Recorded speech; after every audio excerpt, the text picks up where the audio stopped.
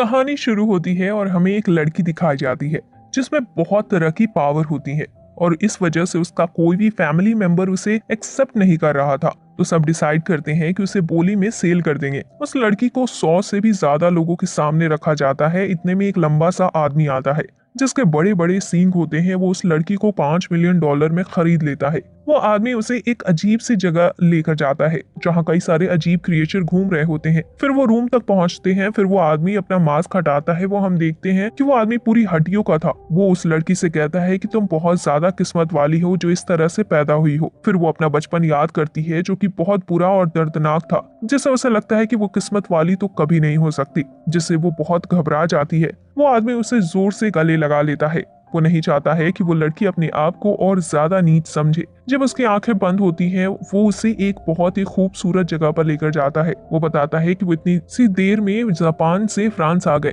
और बताता है कि वो कोई आम बंदा नहीं है, वो एक मेज है जो मैजिक भी कर सकता है। फिर वो उसे नहलाता है। जब वो नहा रही होती है तो वहाँ कुछ फेरी भी आ जाती हैं जिन्हें एरियल्स कहते हैं। फिर उसे बहुत ही अच्छा नाश्ता मिलता है।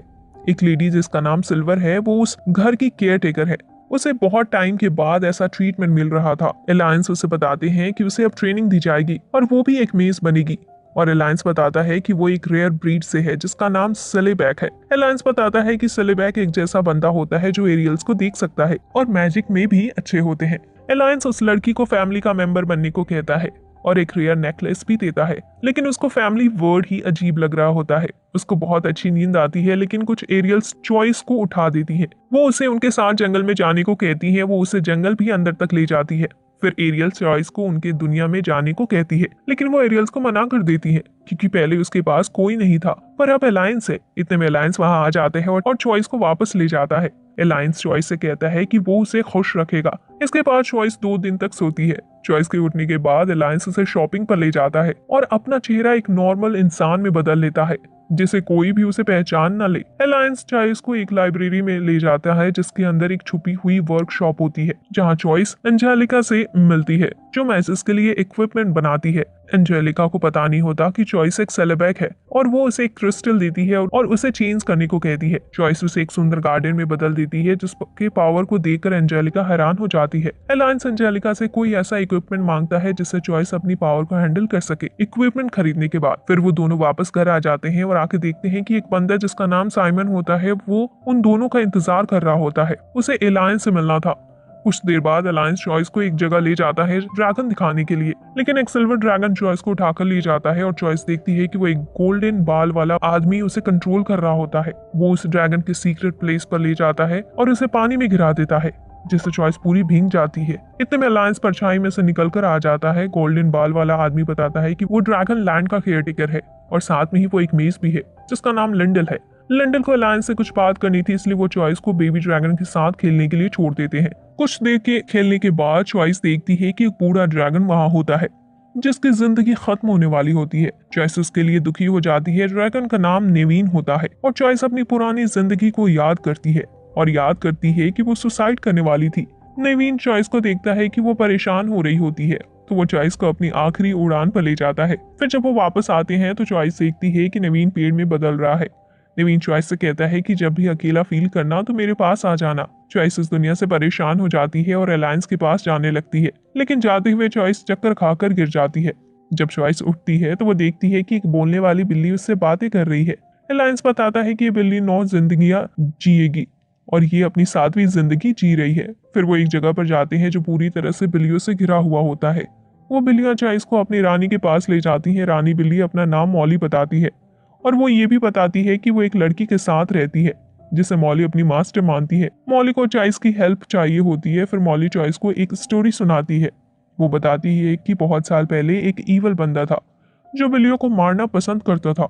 बहुत सारी कैट्स एक हुई और उन्होंने उसको मार दिया, पर उसकी ईवल सोल रह गई जो कि अब एक बार फिर वापस आ रही है। चॉइस स्टोरी बहुत ध्यान से सुन रही होती है। इतने में कोई चॉइस को पानी में ले जाता है। चॉइस देखती है कि जो कैट्स मारता था उसकी वाइफ की सोल उसे पानी में ले जा रही होती है। वाइफ बताती है कि अपने पति से बहुत प्यार करती है, इसलिए चॉइस उन दोनों की सोल को खत्म कर दे जिससे वो दोनों एक नई जिंदगी शुरू कर सके। अलायंस चॉइस को पानी से निकालता है और चॉइस को मिशन देता है कि बुरे सोल को खत्म करने का। रात में चॉइस तैयार होती है और लैंप लेकर निकल जाती है ईवल सोल की तरफ। चॉइस अपनी मैजिक शुरू करती है। इससे पहले दो लोगों से पकड़ लेते हैं जिनका नाम रेनफ्रेड और एलिस होता है। वो साइंस का इस्तेमाल करते हैं मैजिक करने के लिए। चॉइस अब हैरान हो जाती है जब वो उसे बताते हैं कि वो जल्दी मरने वाली है और वो दोनों चॉइस को टेस्ट सब्जेक्ट के रूप में ले जा रहे थे। वो चॉइस का नेकलेस निकाल देते हैं, सोचते हैं कि ये ट्रैकर हो सकता है। चॉइस सबसे परेशान हो जाती है और आजाद होकर वहां से भागने लगती है। इतने में वहां एलायंस आ जाता है। एलायंस ऐसा पहला इंसान था जिसने चॉइस का एक फैमिली की तरह ख्याल रखा था। एलायंस चॉइस से कहता है कि इविल सोल को मारने का काम शुरू रखो। मॉली भी चॉइस की हेल्प करने के लिए आ जाती है और एलायंस जब तक उन दोनों को संभाल रहा होता है, चॉइस मैथ्यू की मेमोरी में जाती है, जिससे उसे पता चलता है कि एक सॉर्सेरर मैथ्यू को बताती है कि उसकी वाइफ मीना के पास ज्यादा टाइम नहीं बचा है। मैथ्यू को उस बचाने के लिए एक एंटीडोट बनाना पड़ेगा, जिसको बनाने के लिए मैथ्यू टाउन की कैट्स को मारना शुरू करता है। एक दिन मीना वहां पहुंच जाती है जहां मैथ्यू सभी कैट्स को मार रहा था। मैथ्यू मीना को जबरदस्ती वो एंटीडोट पिला देता है, जिसकी वजह से मीना तुरंत पिघल जाती है। सॉर्सेरर उसे बताती है कि मेडिसिन थोड़ी गलत बन गई है, हम इसे ठीक कर सकते हैं। तो मैथ्यू अपनी वाइफ की पालतू कैट को मारने जा रहा होता है, लेकिन वो कैट मैथ्यू के गले पर काट लेती है और बाकी की कैट्स भी वहां आ जाती हैं, जिससे मैथ्यू मर जाता है। मीना फिर चॉइस से कहती है कि उन्हें मिटा दो। मॉली तैयार होती है अपने आप को इस काम के लिए खत्म करने को, पर चॉइस एरियल्स के विंड मैजिक का यूज करती है सोल को एक शांति भरी एंडिंग देने के लिए। उन दोनों सॉर्सेरर को लग रहा है कि चॉइस कभी सोल को खत्म नहीं कर पाएगी, लेकिन अलायंस चॉइस पर पूरा भरोसा करता है। इतने में तेज हवा आती है और चॉइस मॉली के साथ आ जाती है। चॉइस की सफलता देखने के बाद सॉर्सेरर चले जाते हैं, लेकिन अलायंस रेनफ्रेड के गायब हाथ के बारे में सोच रहा होता है।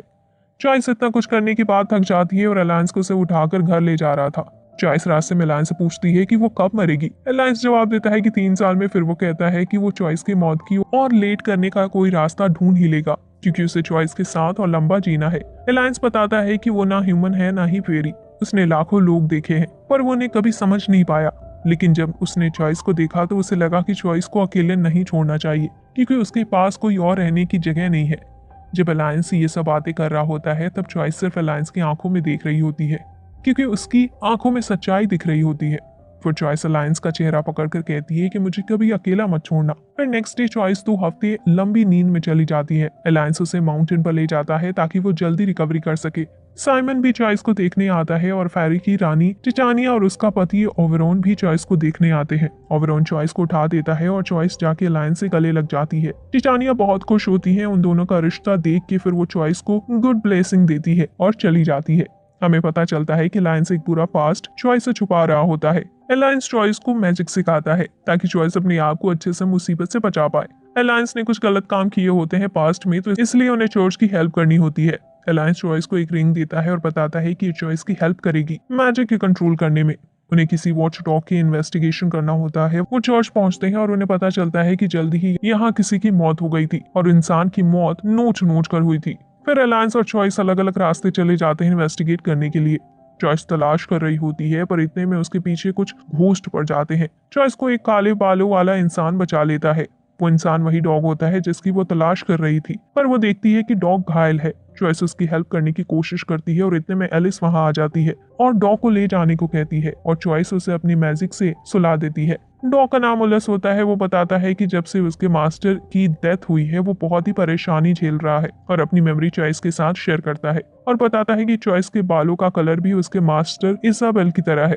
अलायंस वहां पहुंचता है और एलिस भी नींद से उठ जाती है। उलस अलायंस से हेल्प मांगता है क्योंकि एक सॉर्सेरर जो उसे ब्लैकमेल करके क्रिएचर बनवा रहा है जिनका नाम सिमर्स है। अलायंस हेल्प के लिए मान जाता है, लेकिन इतने में कोई उन पर अटैक कर देता है और चॉइस वो अटैक अपने ऊपर ले लेती है। अटैक करने वाली का नाम कर्ताफिल्स होता है, जिसके बारे में अभी बताता है। अलायंस चॉइस को इतना घायल नहीं देख पाता है और एक बड़ी मॉन्स्टर में ट्रांसफॉर्म हो जाता है। उलस चॉइस को पकड़ता है। चॉइस उलस की मेमोरी देखने लगती है। वो देखती है कि उलस को हमेशा लग रहा होता है कि उसका मास्टर वापस आएगा, लेकिन ऐसा नहीं होता और उलस चॉइस को भी नहीं खोना चाहता। किस्मत से चॉइस होश में आ जाती है। अलायंस कर्ताफिल्स को मारने वाला होता है, लेकिन चॉइस अलायंस को रोक देती है। रेनफोर्ड आता है और कर्ताफिल्स को शूट कर देता है, लेकिन वो रीजनरेट हो जाता है। चॉइस से सब देख नहीं पा रही होती, पहले मीना और अब इसाबेल। चॉइस को अपने ऊपर से कंट्रोल जा रहा था और चॉइस का मैजिक बढ़ता जा रहा था। इतने में ब्लू फ्लेम फेरी आ जाती है, जिससे चॉइस कंट्रोल में आ जाती है और उलस अपनी इच्छा के बारे में बताता है। वो चॉइस का फेमिलियर बनना चाहता है। फेरी बताती है कि फेमिलियर बनने के बाद मास्टर के मरते ही तुम्हें भी मरना होगा। पहले तो चॉइस मना करती है, पर फिर मान जाती है। क्योंकि उसे और अकेला नहीं रहना था। वो दोनों स्पिरिचुअल प्रॉमिस करते हैं और चॉइस उन्हें उसका नया नाम देती है, रूथ। इसके बाद रूथ इसाबेल का फेस काट लेता है और कर्ता फिल्स भी वहां से चली जाती है। इस सब के बाद आखिरकार चॉइस सबके साथ घर जाती है। इस इंसिडेंट को 2 हफ्ते हो जाते हैं, लेकिन अलायंस ने खुद को रूम में बंद कर लिया था। फिर जॉय शॉपिंग जाती है और रात में अलायंस के रूम में चुपचाप घुसती है। अलायंस बताता है कि उसकी बॉडी ह्यूमन फॉर्म खो चुकी है और वो चॉइस से रात में उसके साथ रुकने को कहता है। जब चॉइस सुबह उठती है तो देखती है कि अलायंस गायब होता है। चॉइस और रूथ दोनों अलायंस की तलाश करते हैं। चॉइस पड़ोसी के घर में थोड़ी देर वेट करती है, लेकिन रूथ लगातार ढूंढ रहा होता है। थोड़ी देर में रूथ चॉइस को अलायंस के पास लेकर जाता है। चॉइस अलायंस से सब कुछ पूछती है, वो किस तरह तकलीफ से जूझ रहा है, लेकिन जल्दी उनकी बातें बीच में ही कट जाती है। एक फेरी के द्वारा फेरी बताती है कि लिंडल चॉइस से मिलना चाहता है, अकेले में। फिर चॉइस रूथ के साथ लिंडल तक पहुंचती है, लैंड ऑफ ड्रैगन। जल्दी ही रात हो जाती है और लिंडल चॉइस से पूछता है कि उसे क्यों अलायंस जैसे डरावने के पास रहना पसंद है। चॉइस बताती है कि सब उससे दूर भागते थे। उसके भाई ने सुसाइड कर ली थी और उसके मॉम एंड डैड उसे छोड़कर भाग गए थे, लेकिन अलायंस ने उसे अपनाया। फिर लिंडल भी चॉइस को उसकी स्टोरी सुनाता है। वो बताता है कि वो परेशान हो गया था मेज को इतनी लंबी जिंदगी होने से और इस मैजिक से। फिर वो एक दिन अलायंस से मिलता है। वो बहुत जगह साथ में घूमते हैं, लेकिन एक दिन उनके पास खाना नहीं होता तो लिंडल एक बच्चे को ठीक करने के बदले में खाना मांगता है, लेकिन वो लोग अलायंस को देख लेते हैं और डीमन समझकर उन पर अटैक करने लग जाते हैं। बचने के लिए लिंडल कहीं टेलीपोर्ट हो जाता है। जब उस सरवाइव कर रहे थे, जब तब अलायंस लिंडल को बताता था कि शायद उसने पहले इंसानों को खाया है, लेकिन ये सुनने के बाद भी चॉइस अलायंस से नहीं डरती। फिर लिंडल चॉइस के बाल काट देता है और चॉइस को एक लकड़ी देता है और उससे कुछ बनाने को कहता है। चॉइस उसमें पूरा दिन लगा देती है। रात हो जाती है। लिंडल फेरी को बुला लेता है। चॉइस उनके साथ डांस करती है, लेकिन वो ये सब अलायंस को दिखाना चाहती थी। फिर चॉइस पानी पर मैजिक करती है, जिससे अलायंस पानी में दिखता है, जिससे वो दोनों एक दूसरे से बात कर पाते हैं। अलायंस बताता है कि उसके बिना घर बहुत खाली खाली लग रहा है। चॉइस कहती है कि वो जल्दी ही आएगी और अपनी फीलिंग्स भी शेयर करेगी। अलायंस के साथ ये सुनकर अलायंस को और भी याद आने लग जाती है। चॉइस लकड़ी छील देती है और फिर लिंडल चॉइस के बाल और कुछ हीरे से उसे रेड कर देता है। चॉइस जैसे ही उसे छूती है वो टेलीपोर्ट हो जाता है, जहां वो नेवीन से फिर मिलती है। नेवीन चॉइस से कहता है कि जो भी तुम्हारे दिल में है कह दो। फिर चॉइस बताती है कि पहले उसे डर लग रहा था अलायंस उसे घर से निकाल ना दे। फिर उसे लगने लगा था कि ऐसे में अलायंस ने बाकियों को अपने से दूर कर दिया, वैसे उसे भी ना कर दे। नेवीन चॉइस को मोटिवेट करता है और चॉइस को अलायंस के पास जाने को कहता है। चॉइस एक फायर बोर्ड बन जाती है और उड़ते हुए अलायंस के पास पहुंच जाती है और दोनों गले लगते हैं। चॉइस इतना मैजिक यूज करने की वजह से 2 दिन की नींद में चली जाती है, लेकिन जब वो उठती है तो वो आज तक जितने भी लोगों से मिली थी सभी को धन्यवाद करती है, क्योंकि अब उसके पास एक ऐसी जगह थी जिससे वो घर कह सकती थी। और यहीं पर यह स्टोरी द एंड हो जाती है।